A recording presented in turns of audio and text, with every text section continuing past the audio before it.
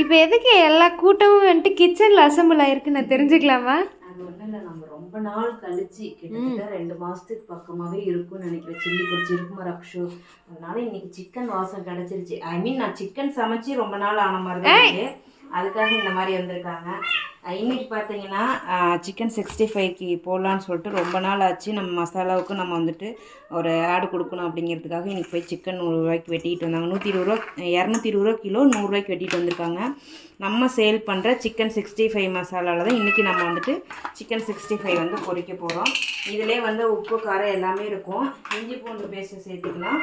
காரம் நம்ம வந்து நல்லா ஸ்பைசிஸாக சாப்பிடணும்னா மட்டும் காரம் சேர்த்துக்கோங்க. காரம் சேர்த்திக்கிறதுக்கு மட்டும் உப்பு சேர்த்துக்கோங்க.